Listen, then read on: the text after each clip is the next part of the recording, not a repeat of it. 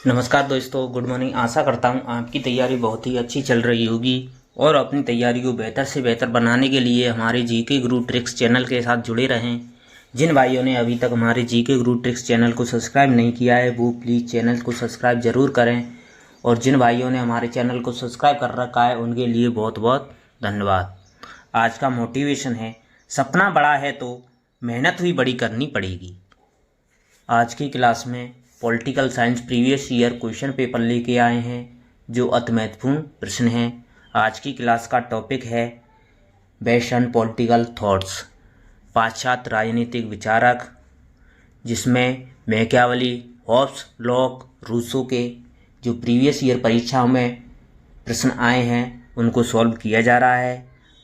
ये क्वेश्चन आपके लिए बहुत ही रामबाण साबित होंगे और अपनी तैयारी को दोस्तों बेहतर से बेहतर बनाने के लिए आप हमारे चैनल के साथ जुड़े रहें। आज की क्लास को शुरू करते हैं। आज की क्लास 5वीं क्लास है। आज की क्लास का पहला प्रश्न आपकी स्क्रीन पर है। संपत्ति के श्रम सिद्धांत का प्रथम प्रस्तुतकर्ता था बेंथम, मार्क्स, रूसो, लॉक। दोस्तों, संपत्ति के श्रम सिद्धांत का प्रथम प्रस्तुतकर्ता कौन था? सबसे पहले किसने प्रस्तुत किया था? बेंथम ने, मार्क्स ने, रूसो ने, लॉक ने? आपका सही जवाब होगा ऑप्शन डी, लॉक ने। लॉक ने सर्वप्रथम श्रम सिद्धांत का प्रस्तुत किया था। संपत्ति के श्रम सिद्धांत का सर्वप्रथम प्रयोग लॉक ने ही किया था। लॉक मानता था कि व्यक्ति संपत्ति अपने शारीरिक और मानसिक श्रम से उत्पन्न करता है, उस पर व्यक्ति का अधिकार होना आवश्यक है। लॉक इस बात को मानता है और लॉक कहता है कि संपत्ति प्रत्येक मनुष्य के व्यक्तित्व में विद्यमान है। लॉक इसको भी मानता है कि प्रकृति के आपादान स्वयं में संपत्ति नहीं है, उसमें जब व्यक्ति अपना श्रम मिला देता है तो संपत्ति उत्पन्न होती है। अतः व्यक्ति स्वयं के साथ अपने श्रम को मिला देता है तो उसमें संपत्ति उत्पन्न होती है। अतः संपत्ति व्यक्ति का उत्पाद है। इसे लेबर थ्योरी ऑफ वैल्यू कहते हैं। संपत्ति के श्रम सिद्धांत को लेबर थ्योरी ऑफ वैल्यू कहते हैं। अतः संपत्ति का श्रम सिद्धांत सबसे पहले जॉन लॉक ने दिया था। आपका सही जवाब होगा ऑप्शन डी। आपका अगला सवाल, निम्नलिखित में से किस विचारक ने अपनी रचनाओं में संप्रभुता शब्द का कभी प्रयोग नहीं किया? हॉब्स ने, लॉक ने, बेंथम ने, ऑस्टिन ने? आपका सही जवाब होगा ऑप्शन बी, लॉक ने। लॉक ने अपनी रचनाओं में संप्रभुता शब्द का कभी भी प्रयोग नहीं किया था। लॉक ऐसा विचारक था जिसने अपनी कृतियों में प्रभुसत्ता का उल्लेख नहीं किया था, अतः संप्रभुता का उल्लेख नहीं किया था, बल्कि उसने सर्वोच्च शब्द का प्रयोग किया था। लॉक ने अपनी रचनाओं में सर्वोच्च सत्ता का प्रयोग किया था, सर्वोच्च सत्ता का प्रयोग किया था, लेकिन संप्रभुता का प्रयोग नहीं किया था। लॉक की प्रसिद्ध कृति टू ट्रीटीजेस ऑफ सिविल गवर्नमेंट, नागरिक शासन पर 2 निबंध के अंतर्गत लॉक ने राजा को देवी अधिकार के सिद्धांत का खंडन किया है।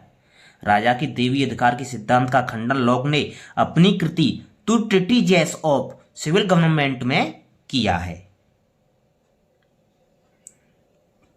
अतः आपका सही जवाब होगा ऑप्शन बी। आपका अगला सवाल,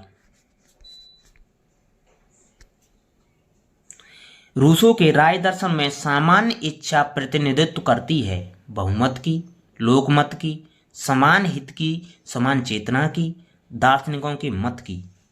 आपका सही जवाब होगा ऑप्शन सी, समान हित की, समान चेतना की। रूसो के राय दर्शन में सामान्य इच्छा, समान हित की और समान चेतना की प्रतिनिधित्व करती है।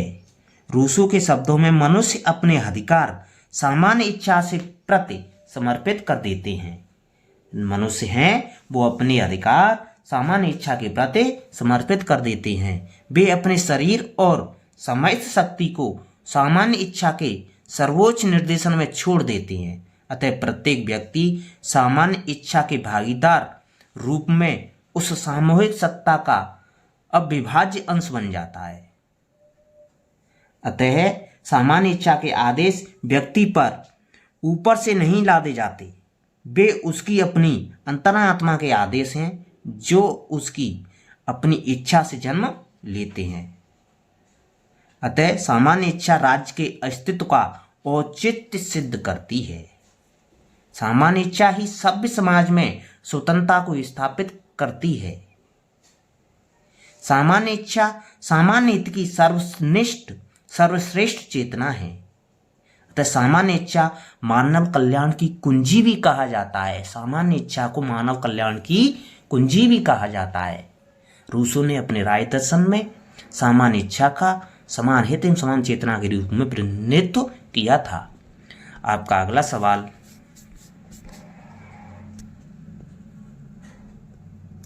लेवियाथन के प्रति को किसने यह कहते हुए जला दिया कि मैंने कभी कोई ऐसी पुस्तक नहीं देखी जिसमें इतना राजद्रोह, देशद्रोह तथा अधार्मिकता भरी हो? क्रॉमवेल, क्लेरेंडन, बर्क, सीई बाहन।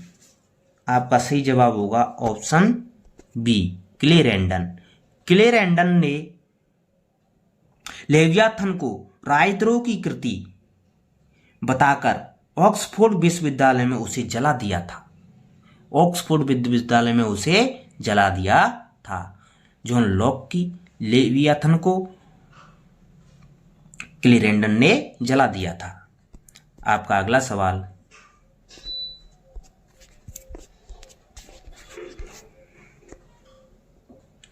प्राकृतिक अवस्था शांति, सुरक्षा, पारस्परिक सहायता तथा सद्भाव की अवस्था थी। उसकी एकमात्र दुर्बलता यह थी कि उसमें अधिकारों को लागू करने वाले मजिस्ट्रेट्स का अभाव था। प्राकृतिक व्यवस्था का इस प्रकार का चित्र प्रस्तुत किसने किया था? हॉब्स ने, बेंथम ने, रूसो ने, लॉक ने। आपका सही जवाब होगा ऑप्शन डी, लॉक ने। यह लॉक ने प्रस्तुत किया था। आपका अगला सवाल, जिन भाइयों ने अभी तक हमारे चैनल को सब्सक्राइब नहीं किया है वो प्लीज चैनल को सब्सक्राइब जरूर करें। हॉब्स प्रथम आधुनिक विचारक है जिसने राज्य को विविध हितों का संबंधकर्ता माना। इसमें वह उपयोगितावादी विचारों का अग्रगामी है। यह कथन किसने कहा? बार्कर ने, वेपर ने, बिलोवी ने, क्लेरेंडन ने। आपका सही जवाब होगा ऑप्शन बी, वेपर ने। यह कथन वेपर का है। आपका अगला सवाल,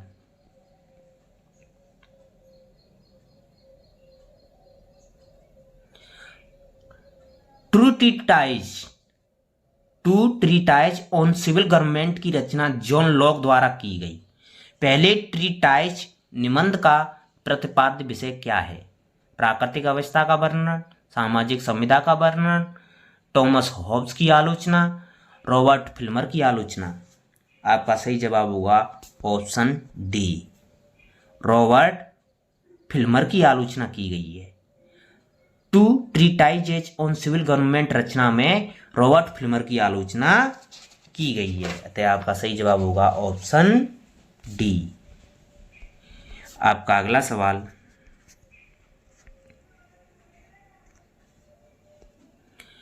कथन दे रखे हैं और कारण दे रखे हैं दोस्तों। कथन ए दे रखा है, प्रत्येक न्याय संगत सरकार प्रजातंत्रात्मक होती है। रूसो ने यह कहा था कि प्रत्येक न्याय संगत सरकार प्रजातंत्रात्मक होती है। अब कारण, रूसो स्थित गणतंत्र में पैदा हुआ था। कूट दे रखे हैं आपके, ए और आर दोनों सही हैं। ए तथा आर की सही व्याख्या करता है। ए और आर दोनों सही है किंतु आर ए की सही व्याख्या नहीं करता है। ए सही है किंतु आर गलत है, ए गलत है किंतु आर सही है। आपका सही जवाब होगा ऑप्शन बी, ए और आर दोनों सही हैं लेकिन आर ए की सही व्याख्या नहीं करता है। रूसो राज्य और सरकार में अंतर करता है। और सरकार को राज्य के आधार पर सामान्य इच्छा का हविकर्ता मात्र मानता है। अतः अगर हविकर्ता सामान्य इच्छा के अनुकूल कार्य करने में अक्षम सिद्ध होता है तो उसे पदच्युत किया जा सकता है, पद से हटाया जा सकता है। रूसो का झुकाव प्रत्यक्ष प्रजातंत्र में है। रूसो का झुकाव है वो प्रत्यक्ष प्रजातंत्र में है। रूसो के अनुसार प्रत्येक न्यायसंगत सरकार प्रजातंत्रात्मक होती है। रूसो स्विस गणतंत्र में पैदा हुआ था, स्थित गणतंत्र में पैदा नहीं हुआ था। रूसो स्विस गणतंत्र में पैदा हुआ था। तो आपका सही जवाब होगा ऑप्शन बी। ए और आर दोनों सही हैं, लेकिन आर ए की सही व्याख्या नहीं करता है। आपका अगला सवाल, निम्नलिखित में से किसने सुझाया था कि नागरिकों को अपनी इच्छाओं का दमन करना चाहिए और सार्वजनिक कल्याण की सामूहिक चेतना का विकास करना चाहिए? रूसो ने, हॉब्स ने, लॉक ने, मार्क्स ने? आपका सही जवाब होगा ऑप्शन ए, रूसो ने। यह विचार रूसो ने दिया था। आपका अगला सवाल, राज्य की प्रकृति और उसके कार्यों की उदारवादी अवधारणा को सर्वाधिक सुस्पष्ट रूप में प्रस्तुत किसने किया था? जॉन लॉक ने, बेंथम ने, मोंटेस्क्यू ने, अरिस्टो ने? आपका सही जवाब होगा ऑप्शन ए, जॉन लॉक ने। जॉन लॉक ने राज्य की प्रकृति और उसके कार्यों की उदारवादी अवधारणा को सर्वाधिक सुस्पष्ट रूप से प्रस्तुत किया था। आपका अगला सवाल, जिन भाइयों ने अभी तक हमारे चैनल को लाइक नहीं किया है वो प्लीज लाइक का बटन जरूर दबाएं। Two treatises on civil government के लेखक कौन है? Hobbes, Locke, J S. Mill, T H. Green? आपका सही जवाब होगा option B, John Locke. John Locke हैं वो two treatises civil on government के लेखक हैं। आपका अगला सवाल, जिस क्रम में राजनीतिक विचारों ने अपने सिद्धांतों का प्रतिपादन किया वो सही क्रम कौन सा है? दोस्तों सही क्रम लगाना है। Machiavelli, Hobbes, Rousseau, Mill. Machiavelli, Rousseau, Hobbes, Mill. Hobbes, Machiavelli, Rousseau, Mill. Hobbes, Rousseau, Mill, Machiavelli? आपका सही जवाब होगा option A, Machiavelli, Hobbes, Rousseau और मिल। आपका सही क्रम होगा सबसे पहले मैकियावेली, हॉब्स, रूसो, मिल। आपका अगला सवाल, अल्पसंख्यक मत की समस्या इनके द्वारा सुझलाई गई थी? हॉब्स के द्वारा, लॉक के द्वारा, मार्क्स के द्वारा, रूसो के द्वारा? आपका सही जवाब होगा ऑप्शन बी, लॉक के द्वारा। जॉन लॉक ने अल्पसंख्यक मत की समस्या को सुलझाया था। अल्पसंख्यक मत की समस्या लॉक ने सुलझाई थी। लॉक ने सामाजिक समझौते के आधार पर जिस राज्य की स्थापना की और उसके द्वारा अपने ग्रंथ में राज्य पर जो विचार व्यक्त किए गए हैं उनके आधार पर यह कहा जा सकता है कि उसका राज्य सहमति पर आधारित था। अतः लॉक का राज्य सहमति पर आधारित था। आपका अगला सवाल, किसने कहा व्यक्ति प्रकृति के अनुसार एक समान है? समाज ने उन्हें संपत्ति की संहिता के माध्यम से असमान बना दिया है। मार्क्स ने, रूसो ने, लॉक ने, हीगल ने? आपका सही जवाब होगा ऑप्शन बी, रूसो ने। रूसो ने कहा था कि व्यक्ति प्रकृति के अनुसार तो समान है, परंतु समाज में संपत्ति की संहिता ने व्यक्ति को असमान बना दिया है। आपका अगला सवाल, अतिकल्पना के आविष्कार के रूप में प्राकृतिक अधिकारों को किसने दोषी पाया? Locke, Bentham, Rousseau, J S. Mill? आपका सही जवाब होगा ऑप्शन सी, रूसो। रूसो ने अतिकल्पना के आविष्कार के रूप में प्राकृतिक अधिकारों को दोषी पाया। आपका अगला सवाल,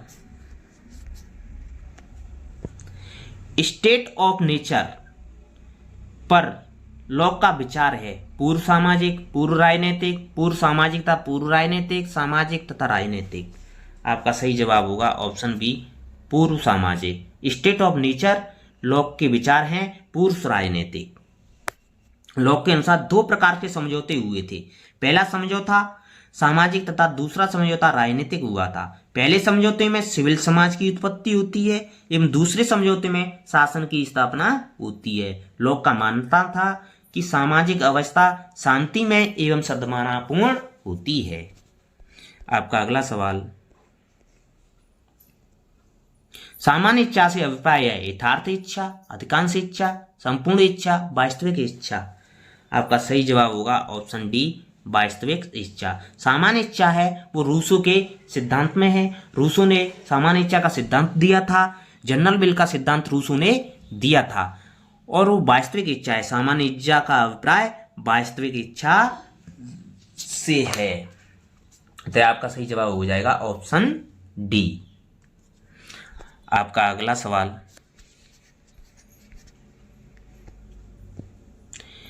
यह किसका कथन है कि जे रूसो जैकोबियन निरंकुश तंत्र तथा सीजेरियन तानाशाही का जनक है तथा उसने कांट एवं हेगल के निरपेक्ष सिद्धांतों को अभिप्रेरित किया है?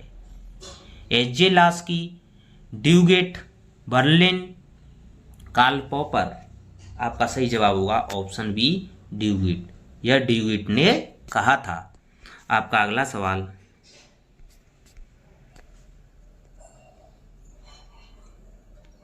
निम्नलिखित में से किसका राजनीतिक सिद्धांत नाम मात्रवाद पर आधारित है? Hobbes, Locke, Rousseau, Green. आपका सही जवाब होगा ऑप्शन ए, हॉब्स। हॉब्स का राजनीतिक सिद्धांत नाम मात्रवाद पर आधारित है। आपका अगला सवाल,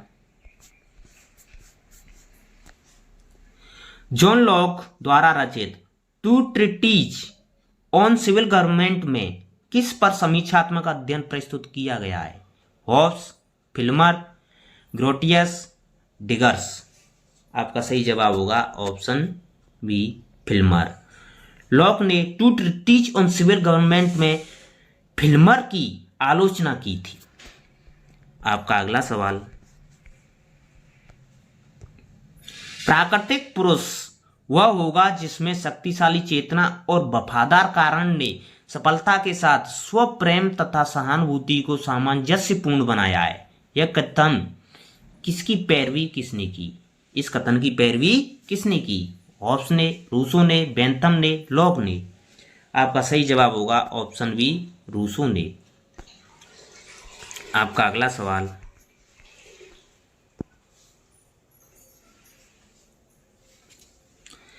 लॉक का निबंध कॉन्सर्निंग ह्यूमन अंडरस्टैंडिंग का खंडन है?